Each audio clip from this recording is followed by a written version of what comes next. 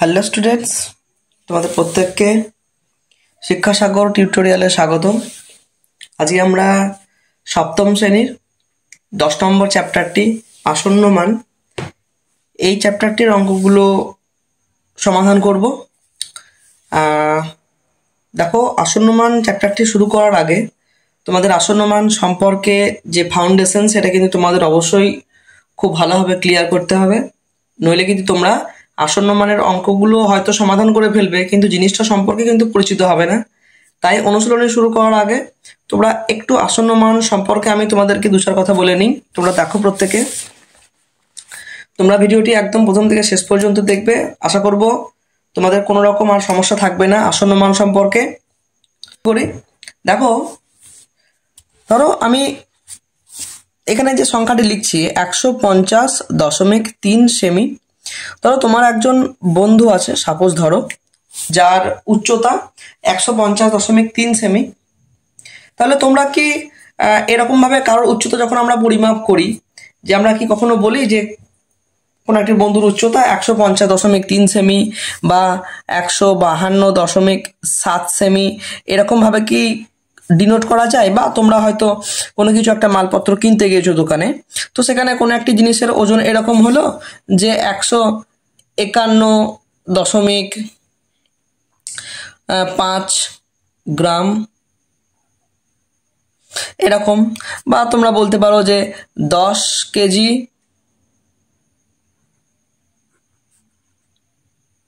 25 গ্রাম, এরকম টাইপের। তো এরকম ধরনের ওজন বা এরকম ধরনের কোনো রকম সংখ্যা যখন আমাদের প্রকাশ পায়, তখন আমরা এরকম ফ্র্যাকশন ভ্যালুতে না বলে এরকম টাইপের এগুলো আমরা কি একটি পূর্ণ সংখ্যার প্রকাশ করে থাকি। যেমন 150.3 সেমি উচ্চতা না বলে আমরা কি বলে থাকি যে 150 সেমি তার উচ্চতা। বা 152.7 সেমি না বলে আমরা বলতে পারি 153 সেমি তার উচ্চতা। দেখো, এক্ষেত্রে ভালোভাবে লক্ষ্য করে একটা জিনিস, যে আগে যে সংখ্যাটি ছিল এটা আমি কি করলাম, যে 150.3 ছিল, এটিকে আমি একদম রাউন্ড ভ্যালুতে 150 বললাম। কিন্তু এক্ষেত্রে দেখো 152.7 সেমি ছিল, এটিকে আমি রাউন্ড ভ্যালুতে 153 বললাম। কেন? কারণ দশমিকের পরে যে সংখ্যাগুলো আছে, দেখো সেই সংখ্যাগুলো যদি মোটামুটিভাবে অর্ধেকের বেশির দিকে থাকে, তখন কিন্তু আমরা +1 কিন্তু অ্যাড করে দিই। যদি না থাকে তাহলে কিন্তু কোনো রকম ভাবে আমরা অ্যাড করি না, সেই দশমিকের পরের সংখ্যাটিকে আমরা বাদ দিয়ে দিই। ঠিক আছে, আমরা বাকি অঙ্কগুলো করব, তখন দেখবে কিভাবে আরো ফ্র্যাকশন ভ্যালুকে তোমরা অ্যাড করতে পারো। কোন ক্ষেত্রে আমি তোমাদের একটা ছোট্ট ট্রিক্স বলে দেবো, কখন আমাদের এক যোগ করতে হয় বা কখন আমাদের যোগ করার প্রয়োজন পড়ে না। তোমরা খুব সহজেই কিন্তু সেখান থেকে ভালোভাবে মনে রাখতে পারবে। তো আরেকটি কথা তোমরা মনে রাখবে, আমরা আসন্ন মানকে যখন প্রকাশ করব তখন এরকম ভাবে সমান চিহ্ন দেব না, আমরা এটিকে এরকম ভাবে প্রায় সমান চিহ্ন দেব। কারণ 150.3 সেমি মানে যে 150 সেমি, এটি তো এক্স্যাক্টলি সেম নয় যে এটিকে আমি সমান চিহ্ন দিয়ে ডিনোট করব। তাই এটিকে আমি সমান চিহ্ন না দিয়ে এরকম ভাবে 150.3 সেমি প্রায় সমান 150 সেমি, এটিকে কিন্তু আমরা প্রায় সমান চিহ্ন বলে থাকি। ঠিক আছে, তো এইরকম ভাবে কিন্তু আমরা প্রকাশ করব। দেখো, আমি তোমাদের জন্য একটি সংখ্যা লিখে রেখেছি, যে এই সংখ্যাগুলিকে আমরা কিভাবে আসন্ন মানে কিন্তু প্রকাশ করতে পারি, সেটা তোমরা খুব ভালোভাবে লক্ষ্য করবে।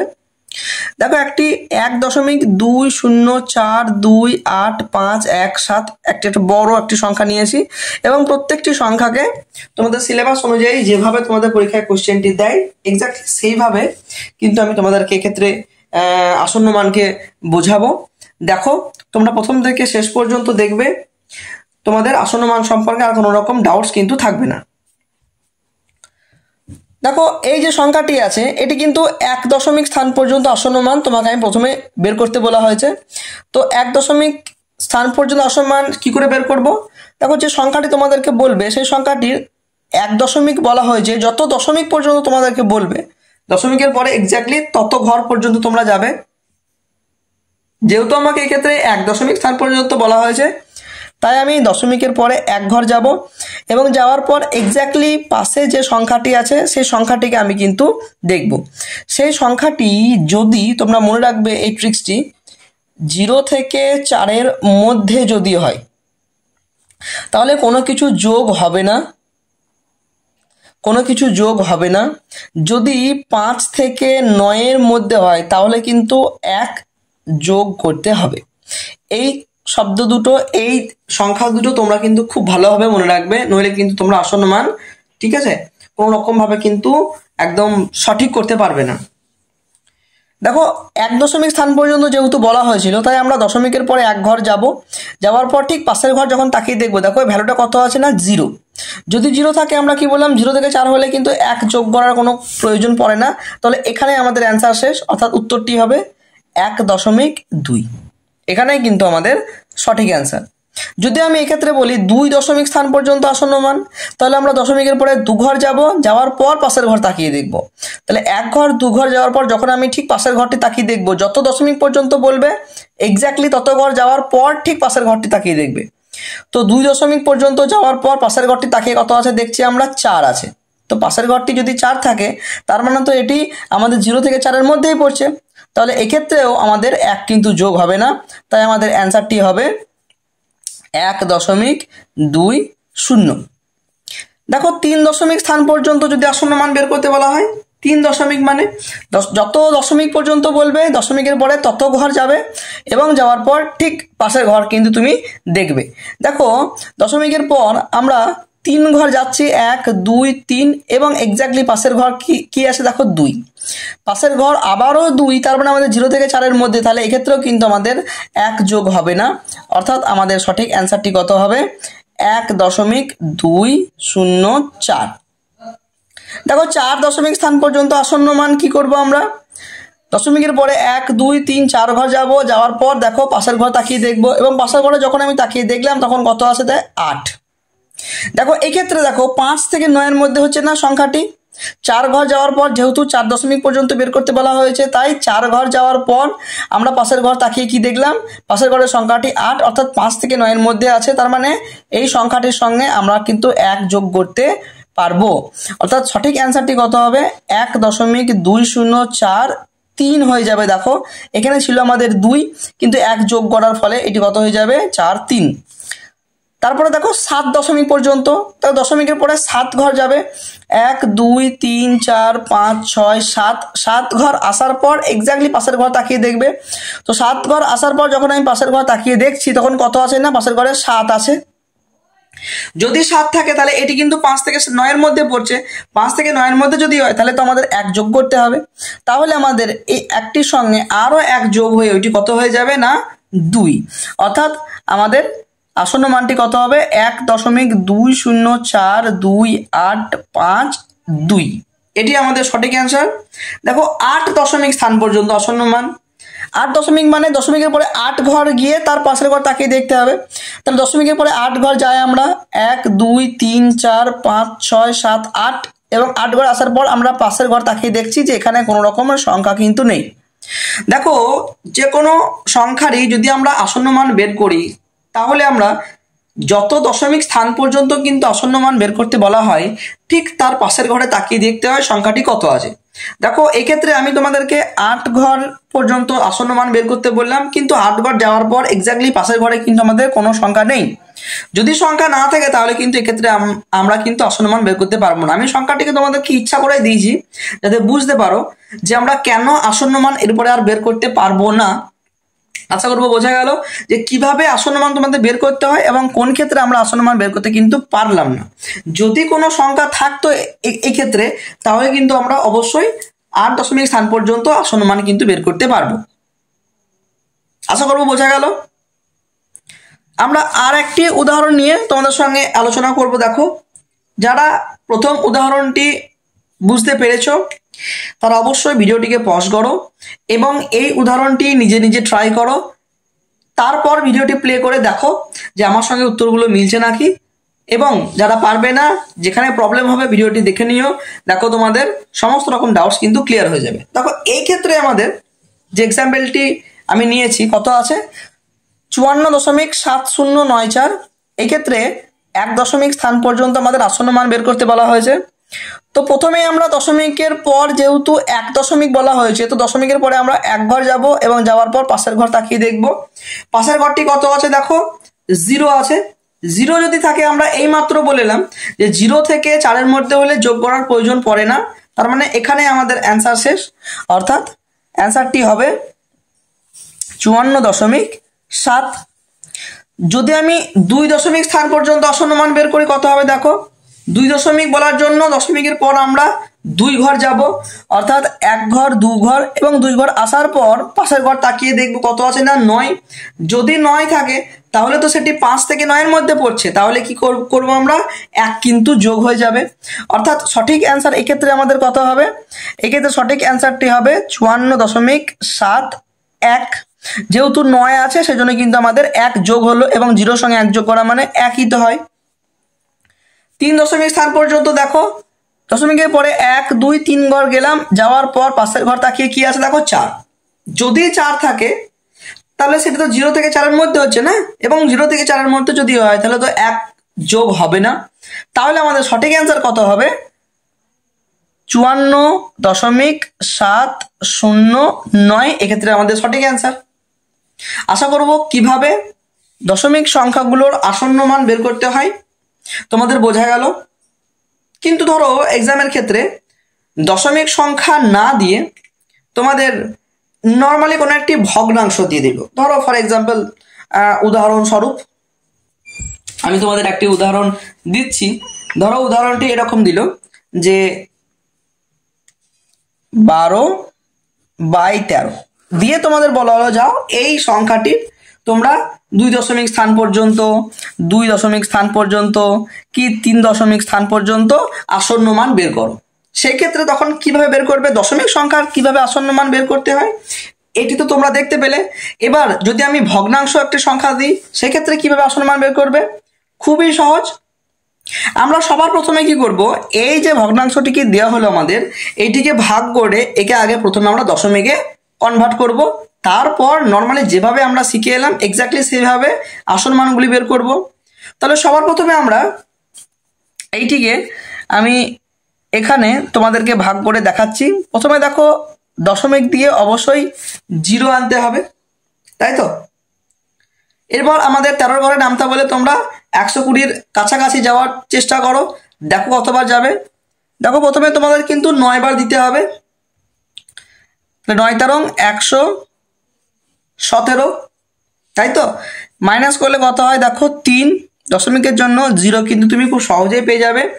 এবার 30 আসে, তার মানে 13 2 26, 4 দশমিকের জন্য 0 আমরা এমনিতেই পেয়ে যাচ্ছি, 3 তেরং 39, 1 দশমিকের জন্য 0 আবারও পাবো। দেখো দশমিকের পর দশমিকের জন্য একটি 0 তো আমরা পেলাম, কিন্তু আমাদের একটি 0 আনার পরও দেখো 13 দিয়ে ভাগ সম্ভব নয়, তাহলে কিন্তু আমরা পরপর দুটো 0 পাই না, তোমরা জানো। সেজন্য 0 দিয়ে কিন্তু একটি 0 আমাকে নিতে হলো।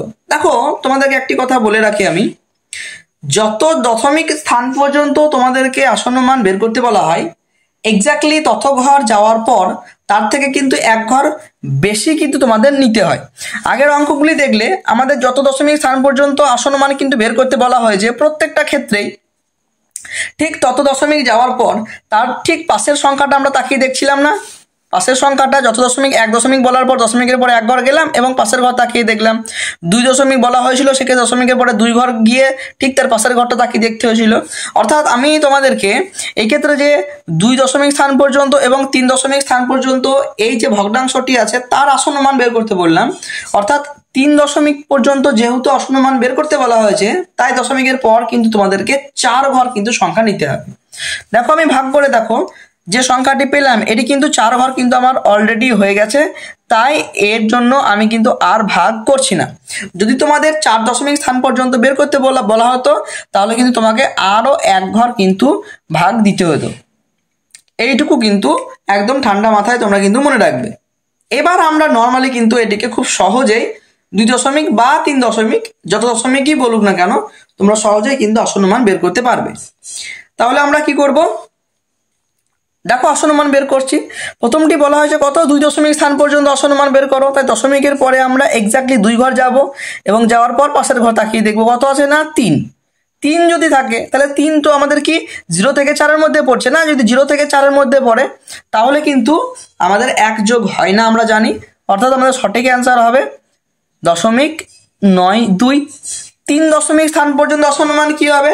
দশমিকের পরে 3 ঘর যাও, 1 ঘর 2 ঘর 3 ঘর এবং আসার পর ঠিক পাশের ঘর তাকিয়ে দেখো কত আছে 0।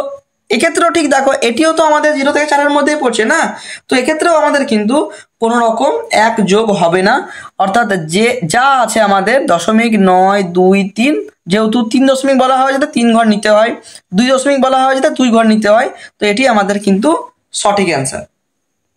তাহলে তোমরা দেখতে পেলে কত সহজেই আমরা কিন্তু আসন্ন মানগুলি বের করতে পারছি। এবার তোমাদের কোষে দেখিতে দেখো, কোষে দেখি 10 আমাদের এই পার্টে আমরা তোমাদের বেসিক আসন্ন মান কিভাবে বের করতে হয় সেটি কিন্তু তোমাদেরকে দেখানো হলো। এবার আমরা কোষে দেখে দেখে কয়েকটি অঙ্ক সমাধান করব। দেখো কোষে দেখিতে প্রথমে 6-এর দাগের যে অঙ্কগুলো আছে এগুলি আমরা সমাধান করি। দেখো ফাউন্ডেশনটা কিন্তু খুব ভালোভাবে ক্লিয়ার করো তোমরা। ফাউন্ডেশন যদি তোমরা ক্লিয়ার করতে পারো তাহলে কিন্তু খুব সহজেই আসন্ন মানগুলি তোমরা নিজেরা সমাধান করতে পারবে। তাই ভালো হবে আমি যে তোমাদের বেসিক এই মুহূর্তে তোমাদেরকে বোঝানো হলো এটি আগে ভালোভাবে তোমরা আয়ত্ত করো, তারপর অনুশীলনের প্রশ্নগুলি নিজে নিজে ট্রাই করো, দেখো সবগুলি প্রশ্ন কিন্তু তোমরা পারবে। আমরা 6-এর দাগের প্রথম যে কোশ্চেনটি আছে ওটিকে সমাধান করব। দেখো 6-এর দাগের কোশ্চেনে কি বলা হয়েছে যে নিচের যে ভগ্নাংশগুলি আছে তাদেরকে 2, 3, 4 দশমিক স্থান পর্যন্ত আসন্ন মান বের করতে হবে। আমি একটি করে দেখাচ্ছি তোমাদেরকে। দেখো 22, 22, 7 এই যে সংখ্যাটি আছে এই সংখ্যাটিকে আমরা কি করব? আসন্ন মান করব। তো সবার আগে দেখো ভগ্নাংশ যেহেতু দেওয়া আছে এই ভগ্নাংশটিকে আমরা রাফে ভাগ করে আমরা সবার আগে দশমিক সংখ্যায় কিন্তু প্রকাশ করব। তাহলে কত হবে? প্রথমেই 3 7 21, 1, এবার দশমিক নিয়ে 0, 1, যেহেতু আমি 2, 3 এবং 4 দশমিক স্থান পর্যন্ত আসন্ন মান বের করতে বলা হয়েছে তাই দশমিকের পরে কিন্তু তোমাদেরকে 5 ঘর নিতে হবে। এইটুকু খেয়াল থাকে, যত দশমিক পর্যন্ত বলবে ঠিক তার থেকে 1 ঘর কিন্তু তোমরা বেশি করে নেবে। তাহলে 7 7 মাইনাস করলে কত হয়? 3। এরপর আমরা কত দশমিকের জন্য 0 এমনিতেই পাবো। 4 7 28, 2 দশমিকের জন্য 0 এমনিতেই পেয়ে যাচ্ছি। 7 2 14, মাইনাস করলে হয় 6 0। 7 ঘরে নামতা বললে 7 8 56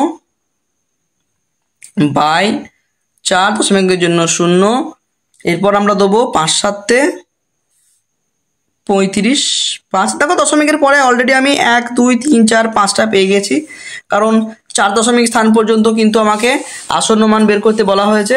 তো আমরা আর কিন্তু করব না, এখানেই কিন্তু আমাদের স্টপ।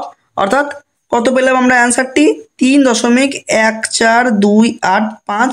এরপর আমরা খুব সহজেই কিন্তু আসন্ন মান করতে পারি। দেখো প্রায় সমান চিহ্ন কিন্তু আমি দিয়ে নিলাম। এবার 2 দশমিক স্থান পর্যন্ত আসন্ন মান, দশমিকের পরে প্রথমেই দশমিকের পরে 2 ঘর যাবে, যাওয়ার পর পাশের ঘর তাকিয়ে দেখো 2 আছে। দশমিকের পরে 2 ঘর যাওয়ার পর পাশের ঘরে যেহেতু 2 আছে তাহলে তো আমাদের যোগ করার প্রয়োজন নাই, তাহলে আমাদের অ্যান্সার হবে 3.14। 3 দশমিক স্থান পর্যন্ত দশমিকের পরে আবারও 1 2 3 ঘর যাওয়ার পর পাশের ঘর দেখো 8 আছে। এক্ষেত্রে 8 যদি থাকে সেটি তো 5 থেকে 9-এর মধ্যে পড়ছে। 0 থেকে 4-এর মধ্যে যদি হয় যোগ করার প্রয়োজন পড়বে না, যদি 5 থেকে 9-এর মধ্যে হয় সংখ্যাগুলি তাহলে কিন্তু 1 যোগ হবে। অর্থাৎ 3 দশমিক স্থান পর্যন্ত যে আসন্ন মান বলা হয়েছে আমাদেরকে, দশমিকের পরে যে 1 2 3 সংখ্যাটি আছে তার সঙ্গে কিন্তু 1 যোগ হয়ে কত হবে? 3.143। দেখো নেক্সট দেখো 4 দশমিক স্থান পর্যন্ত আসন্ন মান, দশমিকের পরে 4 ঘর যাও, 1 2 3 4 এবং পাশের ঘর তাকিয়ে দেখো 5 রয়েছে। যদি 5 থাকে তাহলে সেটি 5 থেকে 9-এর মধ্যেই পড়ছে, তার মানে 1 যোগ হবে। তো 8-এর সঙ্গে 1 যোগ হয়ে কত হয়ে যাবে? 9 হয়ে যাবে। অর্থাৎ সঠিক অ্যান্সার হবে 3.1429। দেখো তাহলে খুব সহজেই আমরা 6-এর 1 নম্বর কোশ্চেনটি সমাধান করতে পারলাম। বাকি যে কোশ্চেনগুলি আছে তোমরা একইভাবে নিজেরা বাড়িতে ট্রাই করবে।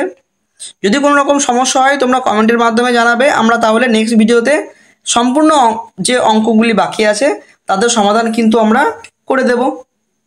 তোমরা এরপর 7-এর দাগের অঙ্কগুলি লক্ষ্য করো। দেখো আমরা এতক্ষণ ধরে দশমিকের কিভাবে আসন্ন মান বের করতে হয় এবং ভগ্নাংশের কিভাবে আসন্ন মান বের করতে হয় সেগুলিকে শিখে এলাম। আমরা এবার শিখবো কি, যদি নর্মালি গোটা গোটা পূর্ণ সংখ্যা দেয় তোমাদের, কোনো রকম দশমিক বা কোনো রকম ভগ্নাংশ দিল না, এমনি নর্মালি কোনো একটি সংখ্যা তোমাদের বললো, সেই সংখ্যাটিকে কিভাবে আমরা আসন্ন মানে প্রকাশ করতে পারি। দেখো প্রথমেই 7 দাগের যে অঙ্কটি আছে, যে সংখ্যাটি দেওয়া হয়েছে এটিকে লক্ষে, সহস্রে এবং শতকে আসন্ন মান বের করতে বলা হয়েছে। সহস্রে মানে কিন্তু হাজারে। সবার আগে আমি 7 প্রথম যে কোশ্চেনটি আছে সেটিকে টুকে নিয়েছি। দেখো সবার প্রথমে আমাদের কাজ কি হবে, যে সংখ্যাটি তোমাদেরকে আসন্ন মান বের করতে বলা হয়েছে সেই সংখ্যাটির উপরে আমরা একক দশক করে মাথার উপরে লিখে দিই, তাহলে সুবিধা হবে অঙ্ক করতে, তাহলে ভুল হওয়ার সম্ভাবনা একদমই কম হয়ে যাবে। একক, দশক, শতক, হাজার, অযুত, লক্ষ, নিযুত।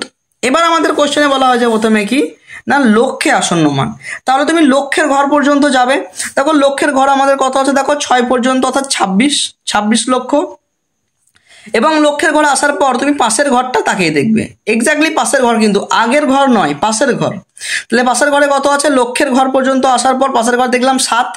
একই নিয়ম আমাদের, যদি এটি 5 থেকে 9-এর মধ্যে হয় তাহলে 1 যোগ হবে, অর্থাৎ 7 আছে, তার মানে 5 থেকে 9-এর মধ্যে, তাহলে আমাদের এই 6-এর সঙ্গে 1 কিন্তু যোগ হবে, অর্থাৎ সঠিক অ্যান্সার হবে 2, 7। এবং বাকি যে ঘরগুলি আছে সবগুলি কিন্তু 0, 1, 2, 3, 4, 5টি সংখ্যা এর পরে, তাই 5টি শূন্য।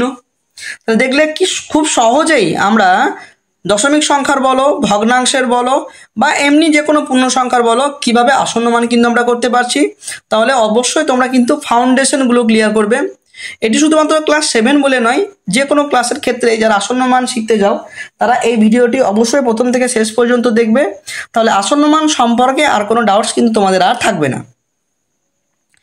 তারপরে দেখো সহস্রে আসন্ন মানটা আমরা বের করি। সহস্রে আসন্ন মান মানে কি, হাজারের ঘর পর্যন্ত যাবে, যাওয়ার পর পাশের ঘর দেখো, হাজারের ঘরে 8 আছে, যাওয়ার পর পাশের ঘর কত আছে না 9। আবারও তাই, 9 যদি আছে তার মানে 1 যোগ হবে, তাহলে অ্যান্সারটি কত হবে 2, 6, 7। এটি 9 হয়ে যাবে, কারণ আমাদের 8-এর সঙ্গে 1 যোগ হলো, এবং বাকি 3টি ঘর আমরা কি করব, শূন্য। শতকে, অর্থাৎ শতকের ঘর পর্যন্ত এসো, শতকের ঘরে আছে 9, আসার পর আমরা কত, পাশের ঘর তাকিয়ে দেখছি কত আছে না 4। 4 যদি থাকে, এটা তো 0 থেকে 4-এর মধ্যে পড়ছে, তার মানে 1 যোগ হবে না, অর্থাৎ সঠিক অ্যান্সার কত হবে 2, 6, 7, 8, 9 এটি। এবং এর পাশে কতগুলি সংখ্যা আছে, 2টো, তার মানে 2টো কিন্তু আমাদের শূন্য। এটি আমাদের সঠিক অ্যান্সার। তাহলে দেখো খুব সহজেই আমরা একটি গোটা গোটা সংখ্যাগুলোকে, পূর্ণ সংখ্যাগুলোকে আমরা সহজেই আসন্ন মান করতে পারছি। এরপরে তোমরা 8-এর দাগের কোশ্চেনগুলি লক্ষ্য করো। দেখো এই কোশ্চেনগুলো অনেক সময় আমাদের শর্ট কোশ্চেন হিসেবে ক্লাসের পরীক্ষায় আসে, তো একবার দেখে রাখো। দেখো 11টা 9 মিনিট 40 সেকেন্ডকে আসন্ন মানে কি বলি। আমরা যখন ঘড়িতে 40 সেকেন্ড তো আর বলি না, যখন আমাদের কোনো রকমভাবে ধরো কেউ তোমাকে বললো যে কটা বাজে ঘড়িতে, দেখো তোমরা দেখলে কি 11টা 9 মিনিট 40 সেকেন্ড বাজে ঘড়িতে, তখন তোমরা কি বলো 11টা 9 মিনিট 40 সেকেন্ড বলো না, রাউন্ড ফিগারে তোমরা কত বলো যে 11টা 10 বাজে, এক্স্যাক্টলি আমরা তাই বলবো। 11টা 9 মিনিট 40 সেকেন্ডকে আমরা আসন্ন মানে কত বলবো, 11টা 10 মিনিট, অর্থাৎ 8-এর 1 নম্বর প্রশ্নটির সঠিক অ্যান্সার কত হবে 11টা 10 মিনিট।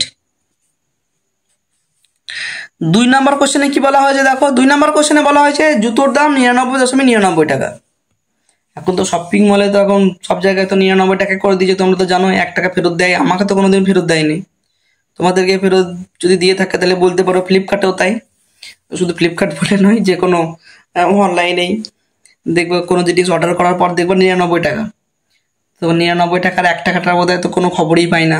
জিও ব্যালেন্স, এটাও তো তোমরা জানো, কোনো খবরই নাই। 1 টাকাটা যদি 1 টাকা 1 টাকা করে জমাতাম, আজকে মনে হয় 1 মাসের রিচার্জই হয়ে যেত।